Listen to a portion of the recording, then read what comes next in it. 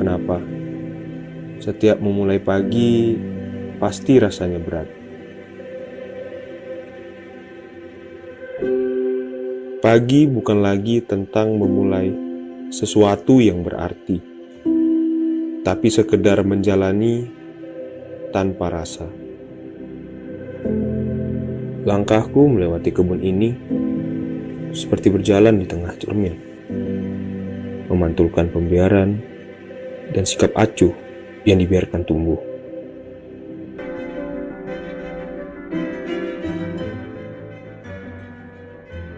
Kalau kita melihat kebun apa adanya hari ini, kita tahu kondisi ini bukan kebun yang kita impikan.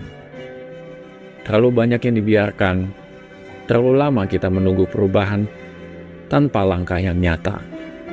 Sengaja menutup mata dari segala hal yang kita tahu akan membawa dampak yang buruk bagi keberlanjutan.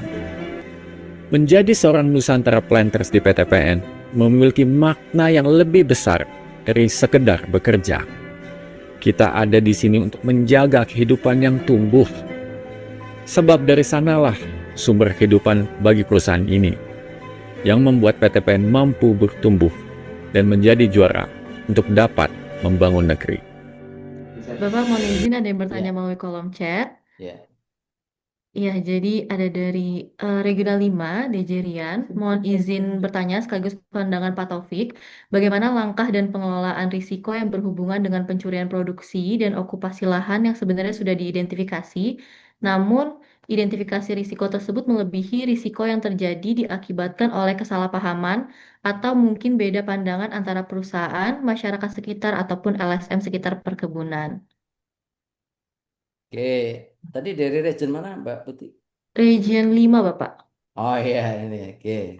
Region 5 itu memang dinamis ya. Ini ada sesepuhnya ini Pak Yulianto nih. Ya Pak Yul ya. Oke, jadi pernah kami berkunjung ke ini ya, ke Ijen waktu itu ya. Ijen, beberapa kebun sekitarnya gitu ya. Nah, memang dinamika terkait dengan tadi apa okupasi itu eh kalau menggunakan istilah saya boleh lah ini istilah dinamis gitu ya, sangat dinamis deh gitu. Nah, ini memang perlu satu tadi apa yang disampaikan oleh Pak Komut ya, itu terkait dengan apa ya kebersamaan dengan stakeholder. Stakeholder di sana siapa ya? Pemda, kemudian dengan Polres, kemudian dengan apa kejaksaan gitu ya, dengan ATR BPN dan sebagainya. Untuk apa? Untuk menangani resiko istilahnya semua itu kan kebun kita jangan sampai terlepas gitu ya. Oke, pertanyaan kunci tadi menarik. Pak, bagaimana caranya istilahnya mengelola risiko okupasi itu tapi tidak menimbulkan risiko yang baru?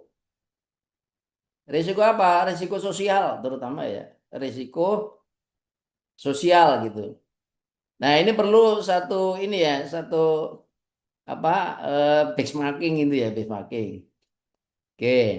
Eh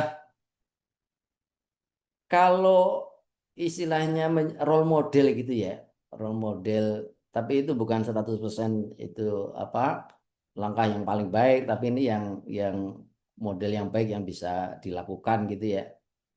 Nah, beberapa kebun itu menerapkan upaya memberikan nilai tambah bagi para petani gitu ya yang mengerjakan kebun kita.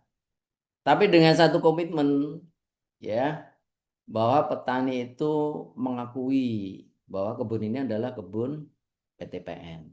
Itu satu. Jadi ada surat pernyataan itu di beberapa kebun sudah jalan tuh. Saya pernah ke Balong kemudian ke ini Ijen itu hampir menerapkan hal yang sama.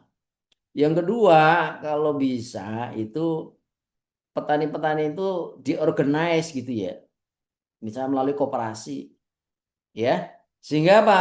Sehingga berbagai hal yang menjadi ini hak dan kewajiban antara pekebun dengan ini dengan kita manajemen itu bisa teratur. Kan kalau koperasi kan badan hukum, ya kan?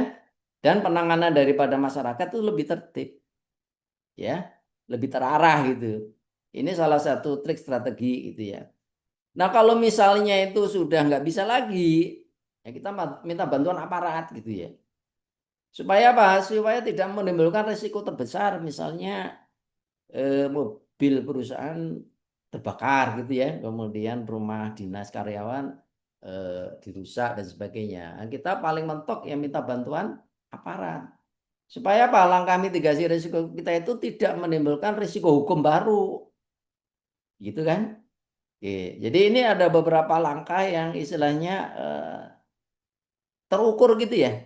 Dan sesuai prosedur.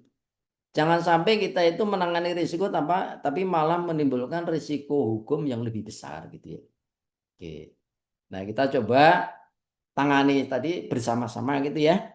Eh, internal perusahaan dan juga stakeholder di luar perusahaan, terutama dari aparat-aparat yang berwenang. Itulah beberapa langkah yang istilahnya saya amati gitu ya. Ini sangat strategis untuk mengurangi risiko yang lebih besar. Oke. Demikian Mbak Putih. Mudah-mudahan Baik, menjawab. baik, terima kasih Bapak. Semoga menjawab pertanyaan dari Regional 5. Izin Bapak ada satu pertanyaan terakhir dari Bapak Sahali dari Regional 7. Pertanyaannya adalah risiko terbesar jika kita tidak mengambil risiko sama sekali. Itu apa? Terima kasih Bapak. Oke, itu yang statement yang terakhir ya. Risiko terbesar adalah risiko tidak mengambil risiko sama sekali. Jadi begini Bapak semua ya. Kita tahu ada masalah gitu ya. Kita tahu ada masalah, ada problem di kebun, ya kan? Karena kita merasa ingin aman gitu. Loh, Bapak Ibu semua, kita melapor itu belum tentu kita aman loh. Ya kan?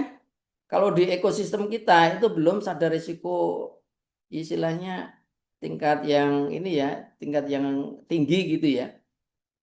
Yang suka-suka lapor biasanya ya istilahnya menjadi point of concern gitu ya dari yang menerima laporan gitu. Nah kalau ekosistem ini nggak terbentuk Bapak semua, istilahnya kita nggak mendobrak gitu ya. Nah orang yang bermental tidak mau ambil risiko maka dia diam.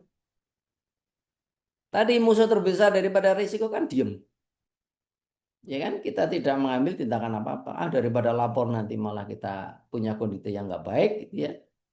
Ya, mendingan nggak lapor. Nah ini tadi yang dimaksud kalimat itu ya Bapak ya.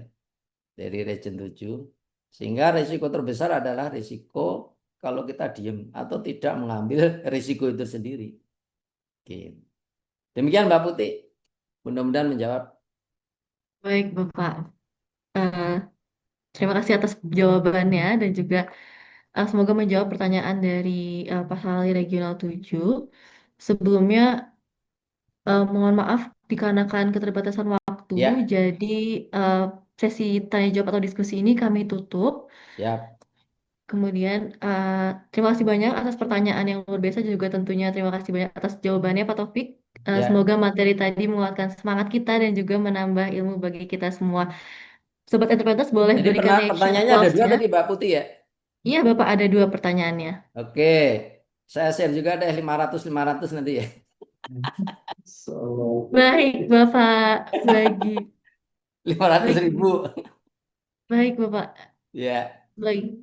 Mungkin untuk yang bertanya tadi eh, Bisa dapat menghubungi Mbak Putih deh. Ya.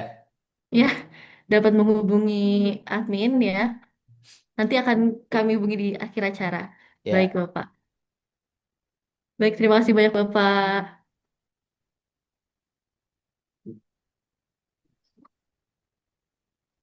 Terima kasih Pak atas Oke, materi. sama-sama Pak.